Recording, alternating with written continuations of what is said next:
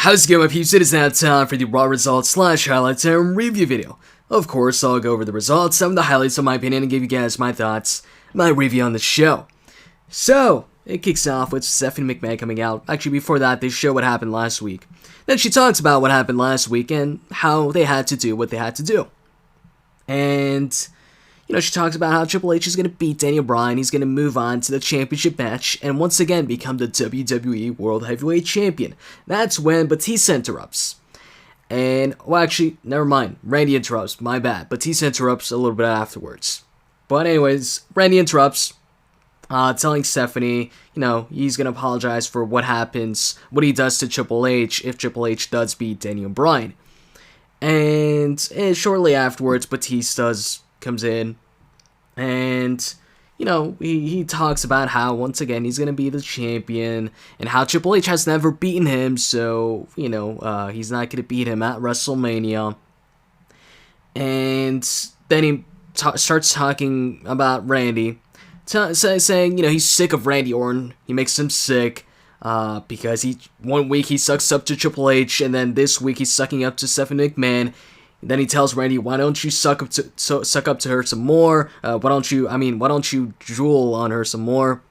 And then he says, she's been drooled on before. And it says, actually, you know what? She's been drooled on a lot before.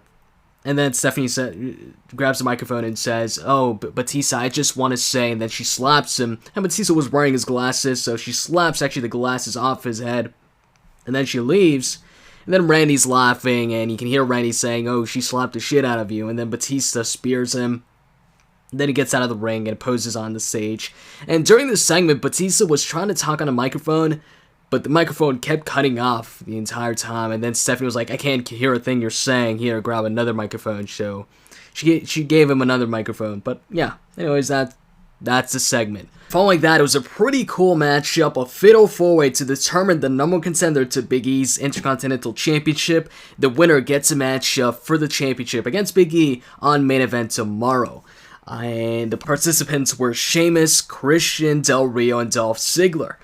At some point in the match, Sheamus was going for his, I don't know what it's called. Is it the battering ram? I'm not sure. It's the punches when he has his opponent on the ropes.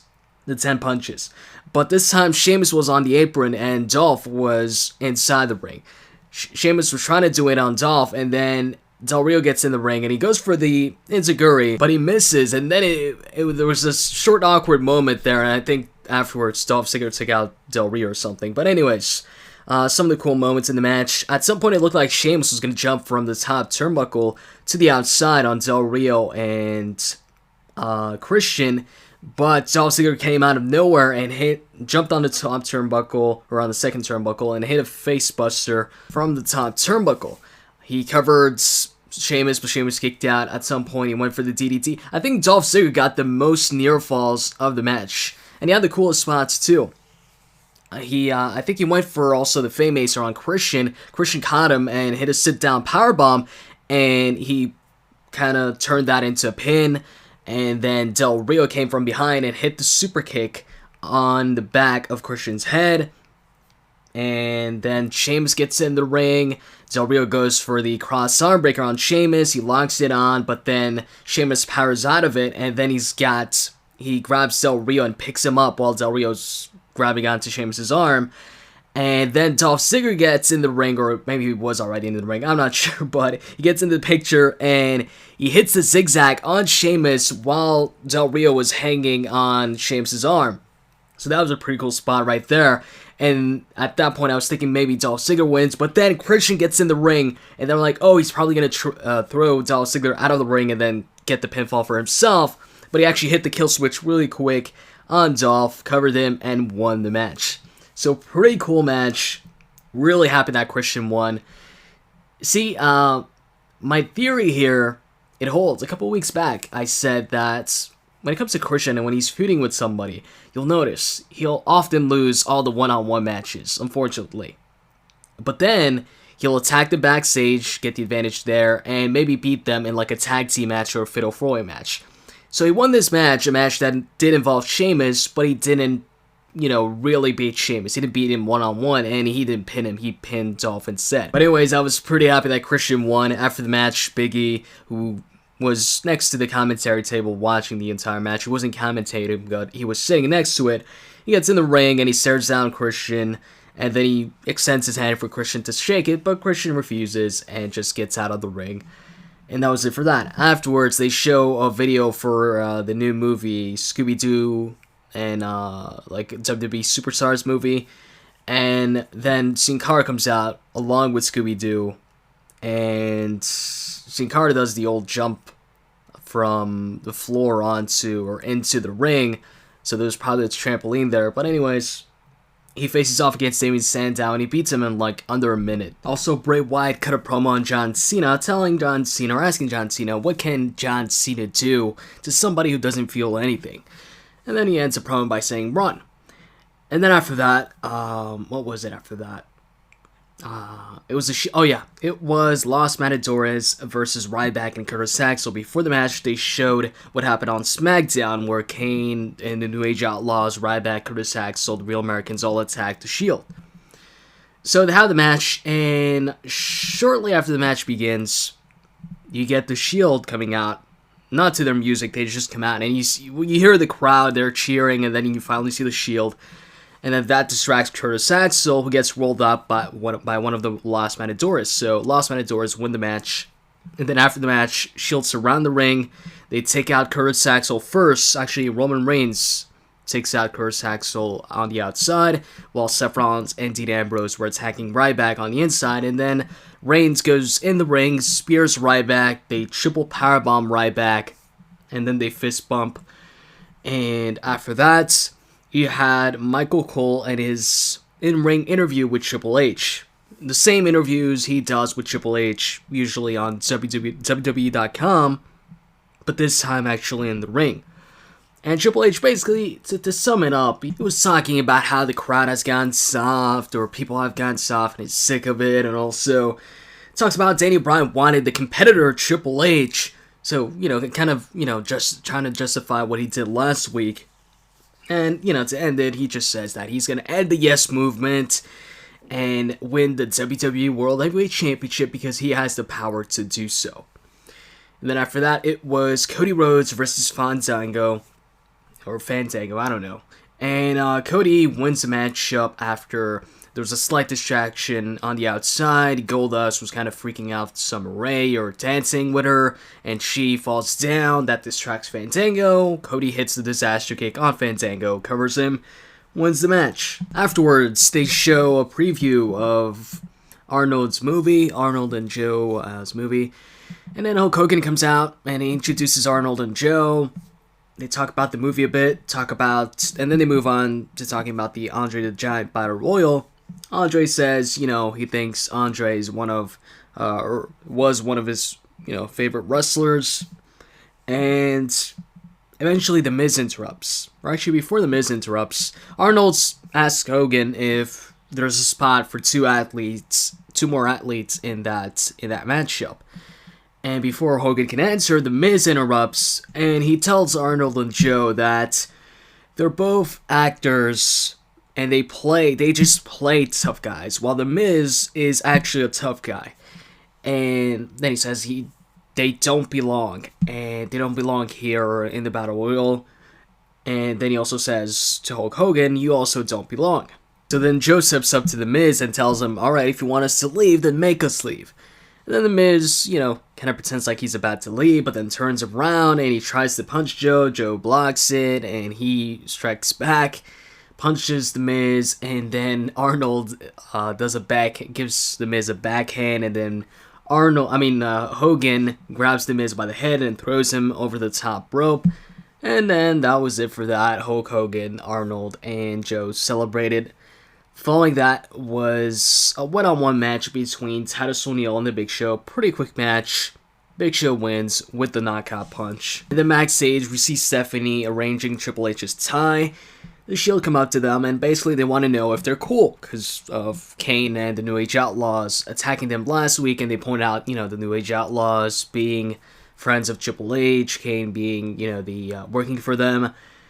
And Triple H just tells him, you know what, no, yeah, you know, whatever is between you and Kane is just between you and Kane, and the New Age Outlaws. And then they tell them, if you guys want revenge, you know, we'll give you a match against the Real Americans.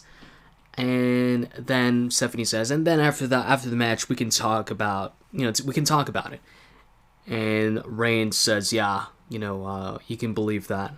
And then the Shield leave. Right after, we see John Cena in the bathroom, and he's, you know, splashing his face with water or whatever.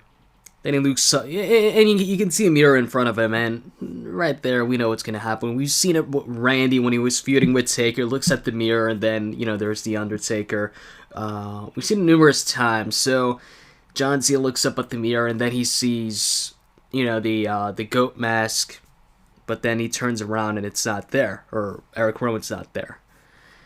And after that, it's the actual matchup, Luke Harper versus John Cena. And in the beginning of the match, actually, the crowd was chanting, let's go Harper. And just throughout the entire match, whenever John Cena would get offense, the crowd would boo.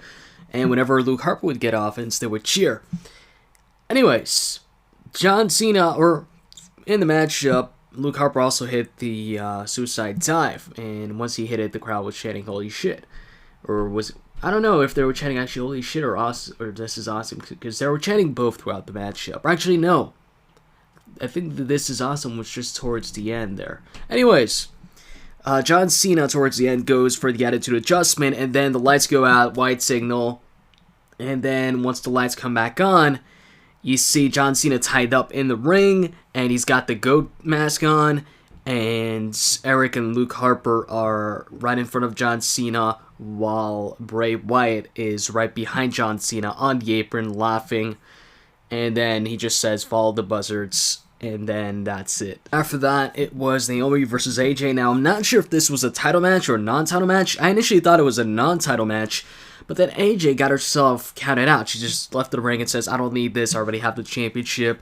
Got herself counted out, and when Justin Roberts announced that she won the match, he was like, you know, winner of the match, Naomi, but since it is a count out, well, he didn't say it like that, but it is, but still, he said, but still Divas champion AJ Lee. So I'm not sure if it was or not, but anyways, AJ's still champion, whether it was or not a championship match, and she, you know, lost a match by count out. And then Vicky comes out, and she talks to AJ. Well, of course she talks to AJ, but she tells AJ, you know, you made some remarks about me on SmackDown, and she calls AJ actually a bitch. And then she tells AJ, or announces, that at WrestleMania, AJ is going to be defending the championship against all these divas.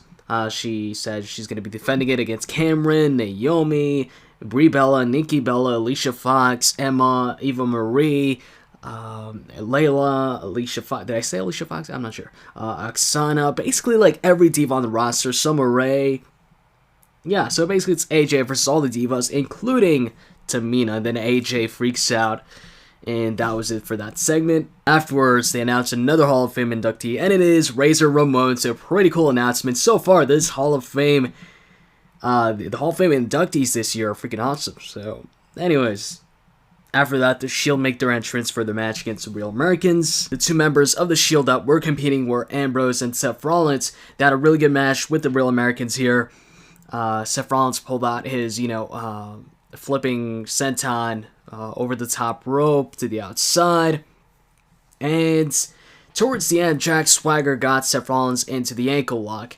But Seth Rollins got out of it, and then he followed that up with a Ninja-Guri, and then hit the blackout, his finisher, covered Swagger, and won the match. After the match, Cesaro comes back in the ring, and I don't know why, I just thought it was funny when he did it. He just big boots Seth Rollins from behind, and then goes to attack him, but then Reigns gets inside the ring, and he hits a Superman punch on Cesaro. Cesaro then rolls out the ring. Reigns then quickly gets out of the ring and spears Cesaro on the outside. And then they take off whatever's on top of the announcer's table, set it up, set Cesaro up for the triple powerbomb, and triple powerbomb him through the announcer's table. After that is over, it was time for the main event. Main event was basically a confrontation between The Undertaker and Lesnar. Paul Heyman in the beginning. talking about the streak, how it's really impressive, how even Brock Lesnar can't, won't be able to have a 21-0 streak. But, oh yeah, and by the way, Brock, something I thought was pretty funny, Brock's t-shirt, instead of saying eat, sleep, conquer, and repeat, this time it says eat, sleep, beat the streak. I thought that was a pretty cool shirt, but anyways, Paul Heyman talks, Brock Lesnar's gonna beat the streak, this, and that. And then Brock just grabs the microphone off him and is like, let's just get on with this. I came here to fight. And he calls out Taker. And then the Taker's druids come out. Lights go out. And they're bringing a casket to the ring. And then they leave it there. And then Lesnar's just looking at the casket. And he's kicking it a bunch of times. Probably thinking the Undertaker's inside. And then eventually, instead of leaving, he decides to open up the casket. He says he's not scared and let's just do this. He opens up the casket and there's nothing there. There's nobody inside. So then I think he got back in the ring and he was about to leave. He tells Paul Heyman I'm about to leave. And then Paul Heyman, tells him, that's what the Undertaker wants. And shortly after, the casket opens up and Taker sits up. And then he goes inside the ring, stares down Lesnar. They start fighting.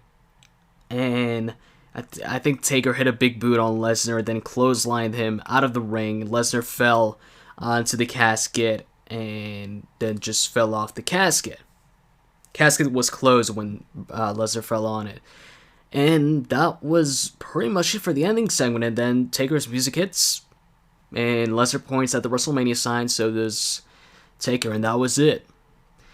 So, what did I think about tonight's show? Highlights, I'd have to say the Shield match against the Real Americans. And also the Fatal 4-Way match for the number one contendership to the IC title.